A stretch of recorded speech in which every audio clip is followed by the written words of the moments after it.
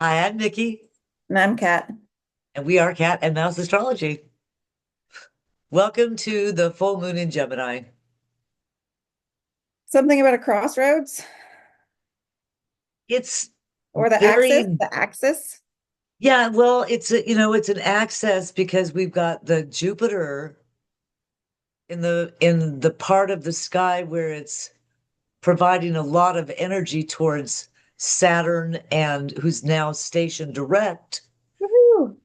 and headed towards Neptune. And I had a little epiphany for myself, which I don't know if this works for everybody. It might just be for me, but there's been a lot of interpretations of Neptune, Saturn. And you, Yeah. as a mythographer, I, as a ethnolinguist, we both kind of come at this from a really broad perspective, and we both use language in ways to look at this concept. But I haven't actually heard people think about it in the way that I was just thinking of it, which is expectations being Neptune and Saturn being either our meeting our own or others' expectations, or perhaps our not being able to meet our own or others' expectations. Expectations and boundaries. Yeah, it was an epiphany, like I said, because then I realized, oh, because I've been trying to put together Neptune and Saturn, and they just seem like such weird opposites. But yes, just the way you said it, expectations and boundaries. We Okay, live with I've them never every day in our life. Neptune as the planet of expectations.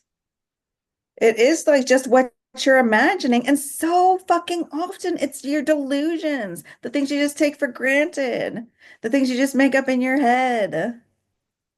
Exactly. So, I mean, this is something that, like me personally, on a personal level, I work with the concept of expectations because I'm a Libra and I deal with other people in my seventh house. So, like, often I'm disappointed, and it's not because of something somebody else did, it's because of my Yes. expectations, Oh, yes. right? And so then Yeah. I came up with this quote. I mean, this is like an epiphany. Like I said, this is just a second ago, in just a thought. And there's one of my favorite songs by a band, Jane Jeffer, quote, "You expect too much if you expect anything," Mhm. unquote. Mhm. So I don't know. I'm just throwing that out there because I thought, it's a different way of looking at it that I really haven't heard unpacked. Yeah, I like that idea. Neptune as expectations, especially the unconscious ones. And maybe we are in a clash right now about about these expect issues of expectations and delusions. And last new moon was the Hall of Mirrors and some kind of whirlwind rapids grand trine water thing. Uh, and what's happening now? Expectations and delusions. Your story reminded me of some neighbors that I had in this tiny mountain community who at one point painted on their garage door, expectations lead to disappointment. And I was Yeah, always like, yeah. yeah, There's something real about that. yeah, And that's why it can go any way because it doesn't negate other interpretations of Neptune Saturn. no, What it does for me is broaden that interpretation to mean, oh, what am I expecting? And how am I going to try to live up to my own expectations? Or what do I think others are going to do to live up to my expectations?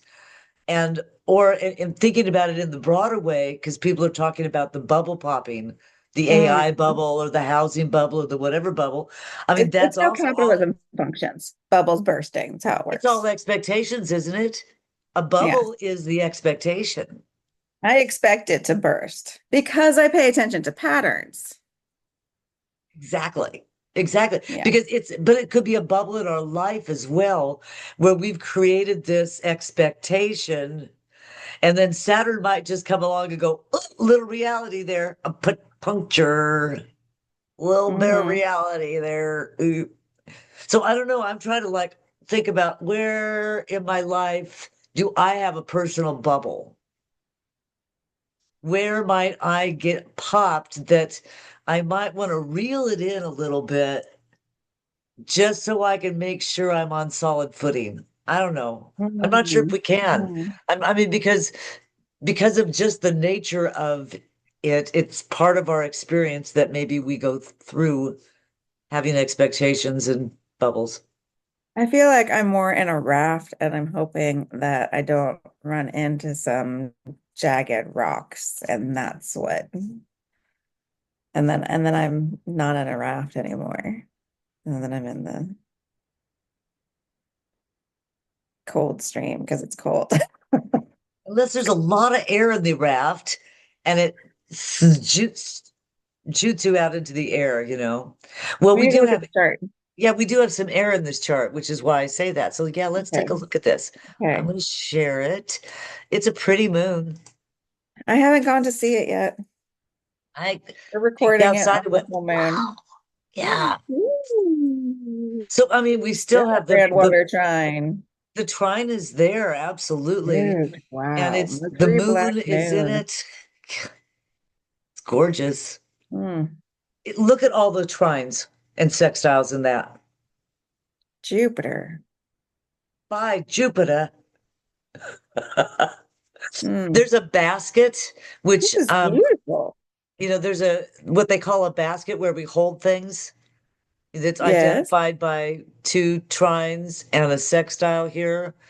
And then we also have the Um, major trine. Then we have most of a kite. right. So the opposition between Uranus and Hmm. Black Moon is exact Hmm. at this moon.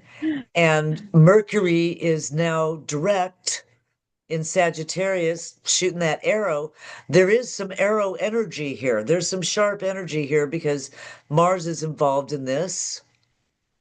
In being in Sagittarius and holding the arrow. Hmm. Um, The but I, flaming arrow. yeah, there's some arrows going on here. There's some pokiness going on. So again, if we've got a bubble, oh, there's an opportunity for that bubble to burst. Maybe it's warmth. Maybe it's not pokey. Maybe it could be warmth.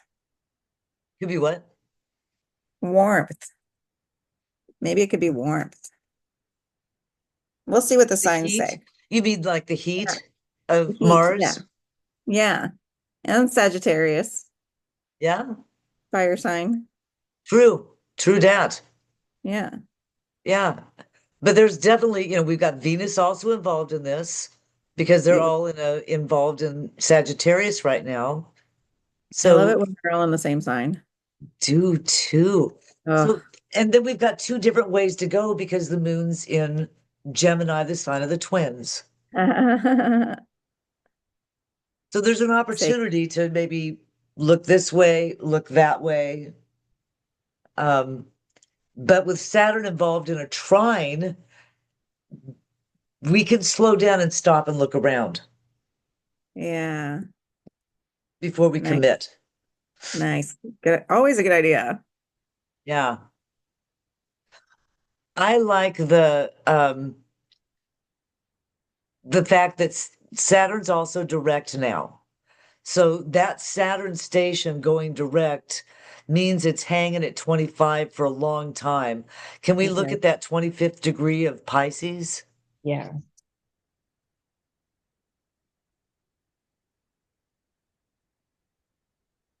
Hmm. Hmm. A new moon reveals that it is time for people to go ahead with their plans. Ooh, is that like perfect? Would you read it again Oh, just because I wait. don't believe it? Okay. It's even better than I said it. A new moon reveals that it's time for people to go ahead with their different projects. Yeah, that's cool. So here's a culmination, a full moon, talking Time about the new moon, saying it's time to move ahead. to move ahead. Go ahead with your The different projects. Y'all got your own tasks to do. yeah. Yeah, that's so interesting. And what about, we're moving into the conjunction with Neptune, which is still retrograde. Mm. What is, I know we probably looked at this because Neptune hasn't moved. What's 29 of Pisces? Just to remind us. Hmm. It's the majestic rock formation resembling a face Mhm. that is idealized by the boy who takes it as his ideal of greatness, and as he grows up, begins to look like it. Right. This we grow to become like the dogs we love. Yes, The exactly. owner looks just like their pooch. I don't know. And one more for Pisces. What about 13 degrees with the North Node? Because the nodes are in a cross with the moon. Right. Yes. Okay. 13, Pisces, a lady wrapped in fox fur. Ooh. North Node. That's a nice place for the North Node. Mm-hmm. Fox are inquisitive and, you know, s- they know how to they know how to get what they want. Mm. Mm-hmm. Mm-hmm. So They this live is free. all, sorry, They live free. they live free. Yeah. This all being in trine with um I mean, we've got a trine with Mercury. Okay. Sagittarius. Actually, no, Mercury still, I'm wrong there. It's a square with the moon. Right?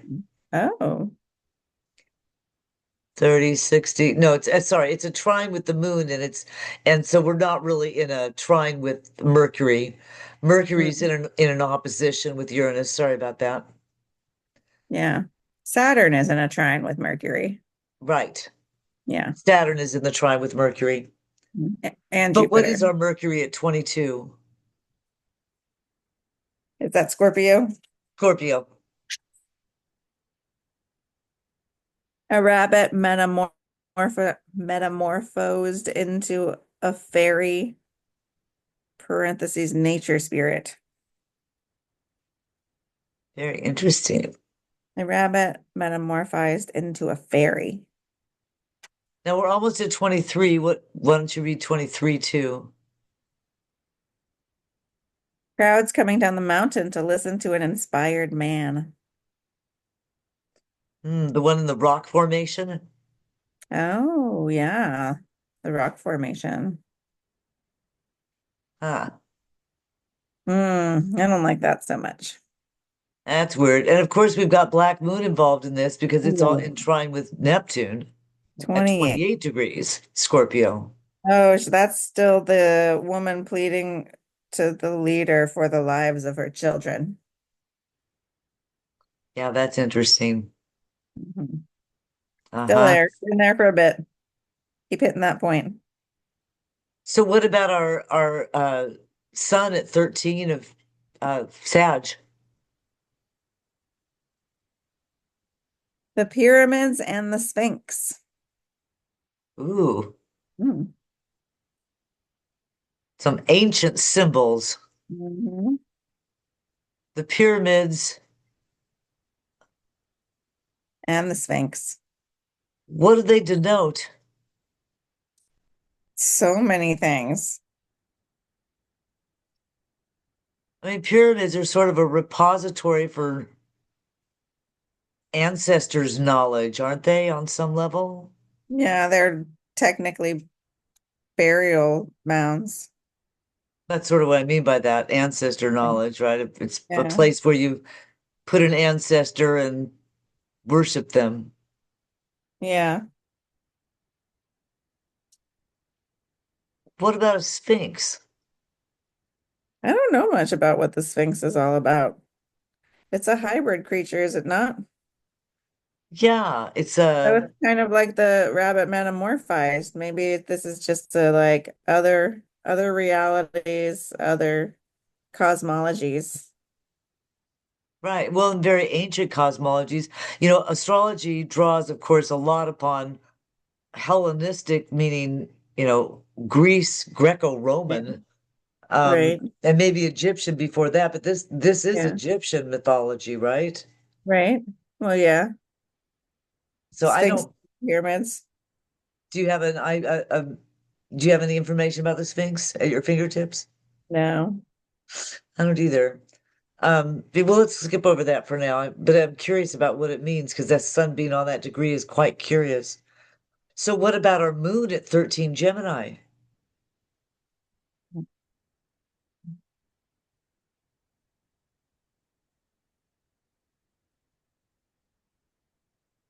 Two people living far apart in telepathic communication. Huh. Because that's what the pyramids also are like alien things. Well, and aren't they part of being on the ley lines? Is that what they Yes, call there's them? the The ley ley lines? line. Right. Uh-huh. So there's the ley lines Pyramids are all over the world are on the ley lines. Yeah. right. Important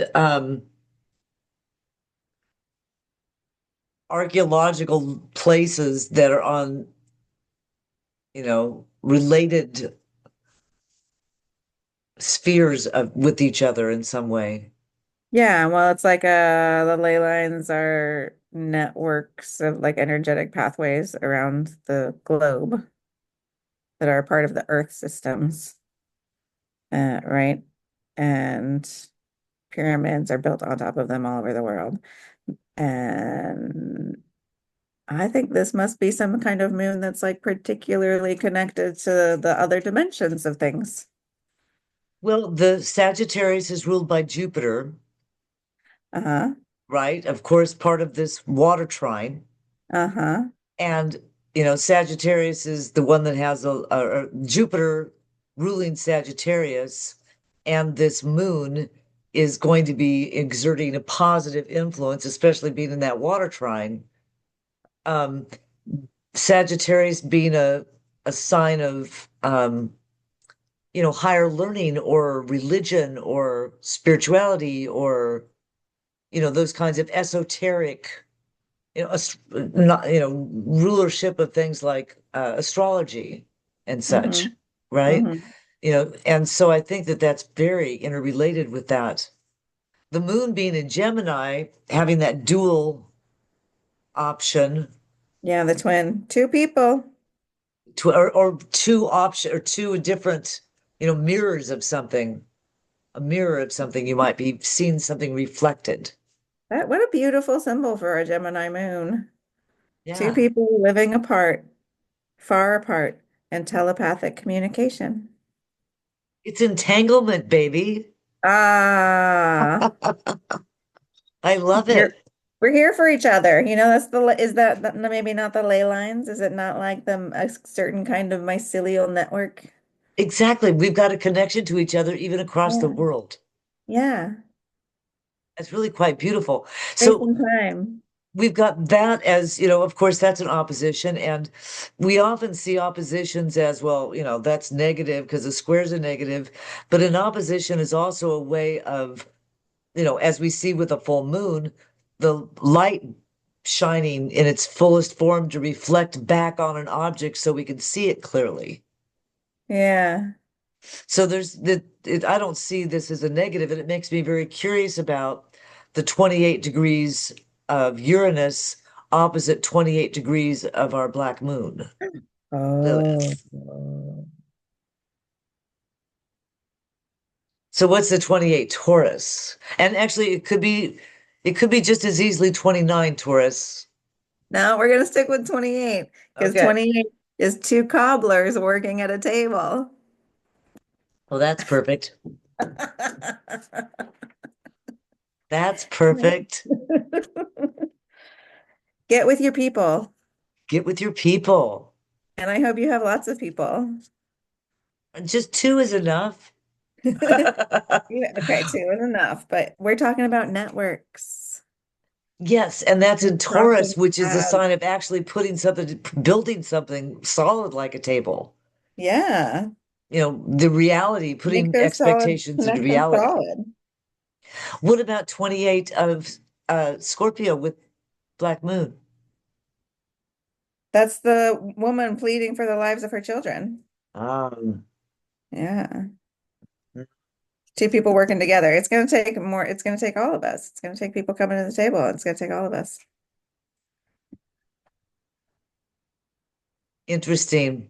Till we Yeah, burn the people down. because we have Mercury so close to reaching a conjunction with Black Moon, Mm-hmm. making, whatever are those feminine, dark, unexpressed energies potentially expressed, especially in the area of we want to save our children. Mm-hmm. I need And to see where Jupiter's at again. opposite from Uranus, Uranus is something quick, unexpected that's being reflected back here. Hmm. Jupiter, 24 Cancer. Yeah, A leader. I'm going on to Jupiter. go ahead. A leader of men wrapped in an invisible mantle of power. Uh-huh. They're like weird magical things afoot and interdimensional And it's also retrograde. storyline. So it's going to come back over this degree again. Oh, okay. So this is, Jupiter's going real slow and backwards. So this is going to be something repeated that we're going to be feeling some more. Read that one more time. It's a leader of men wrapped in an invisible cloak of power. So this is three symbols that relate to this. The boy that wants to look like the rock that some guy, Yeah, and the boy that this, idealizes a rock. The leader who's somehow terrorizing children. uh-huh. And the leader wearing some sort of like not real power. Yeah. Emperor has no clothes kind of feel. Emperor has no clothes kind of stuff. And this being a water trine, um, there's, a sense of movement. This is not stagnant in the fixed signs. This is something Mhm. that's moving. And we're True, going to true, true. see a change in this as this trine goes, as things move forward in time. And I'm curious about we've been talking about Uranus as it relates to Neptune and Saturn as well with what we're talking about, Yeah, because Taurus of just course happened. it's sextile to that. What about Hmm. the other trine, the healing trine with Chiron and Mars? Oh, lovely. Aries 22.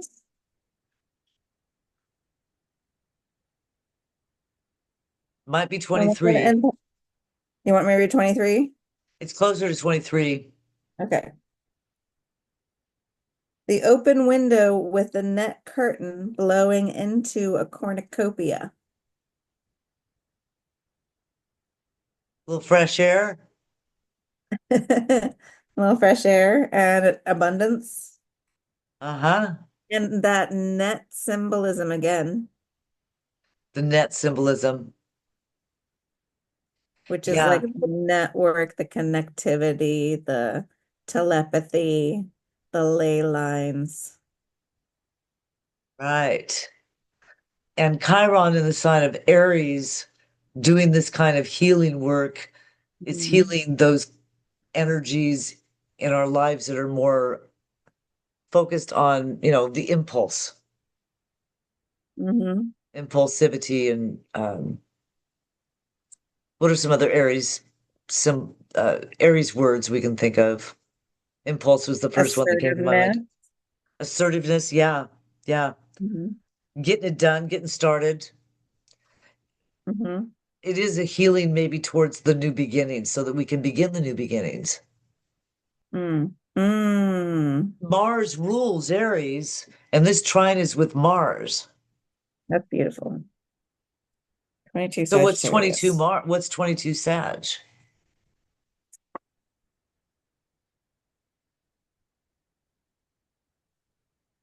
Immigrants entering a new country. Okay, Mars. Interesting. Right. Mars and Sagittarius. Yeah, well, that's perfect, isn't it? Sag, the sign of, again, shooting the arrow, moving off into the world, higher Mm. learning, uh, all those things that relate to our higher spiritual beliefs, etc., as well. That's like the best part of this chart. Chiron trine Mars. Yeah, there's a lot of energy involved in it. Wow. I like it. I like it a And lot. it's square to Jupiter, but Jupiter's retrograde and it's part of the like flowing ickiness of idealized men of power. Well, and it's moving back to go over this point again. So maybe it's like, unsticking something. Mm. You kind of have to Okay. scrub it a little, You do. You do. loosen it Lots of somehow. times around the spiral, huh? So, what about the 13 degrees of Virgo for Oh, our south oh, node? hello.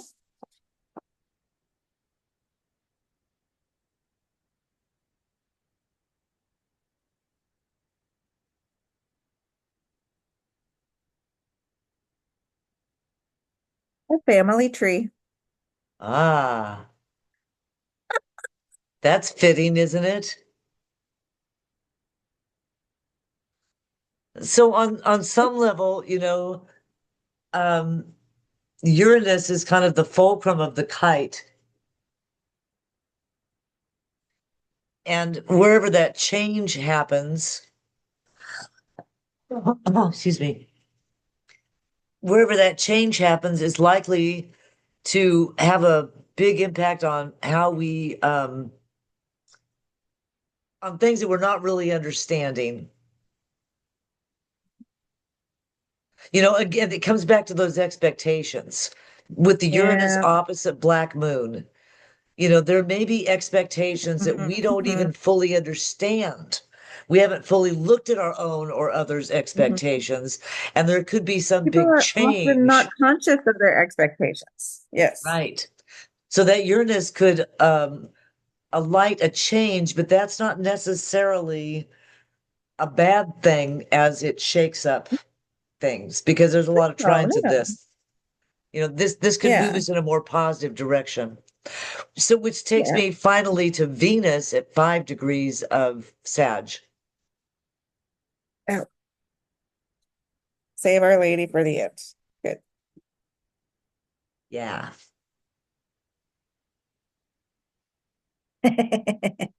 A game of cricket. A game of cricket. How British.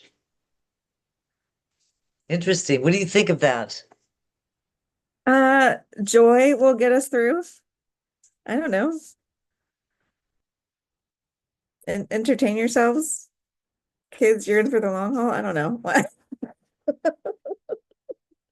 It's in trine with Neptune too. Well, no, it's not really. No, it's not. No, It's it's not. not. No, it's not in trying with anything. No, It's it's just sitting beautiful. there. Something.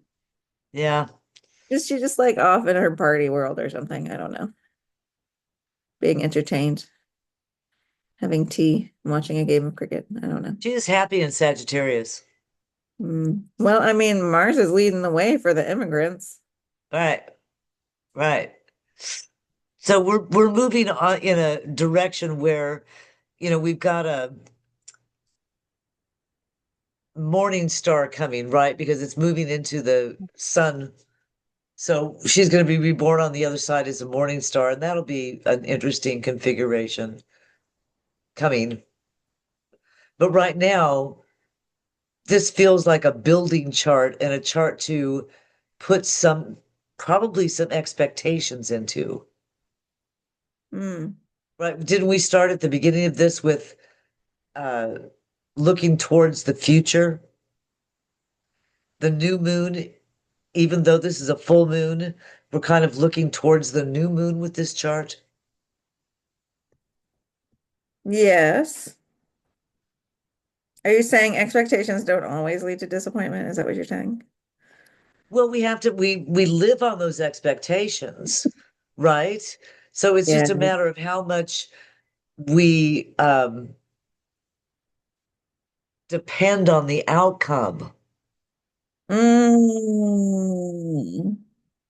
I mean, we Mm. can't make a Mhm. decision without having some expectations. We It's true. can't It's move true. left or It's true. right without expecting, the left or right is going to be better or worse for us. And Right. so we make Right. those Right. decisions. But at the same time, we don't want to get caught up in unrealistic expectations where our bubble's going to burst because we've got Mars up there with the sun and we've got an opposition that's, what was the sun again at 13 degrees?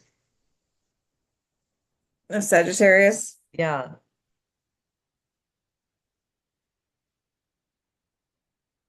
the pyramids and the Sphinx right. I mean, we could have some really high at, expectations. at an exact square with the family tree. Yeah.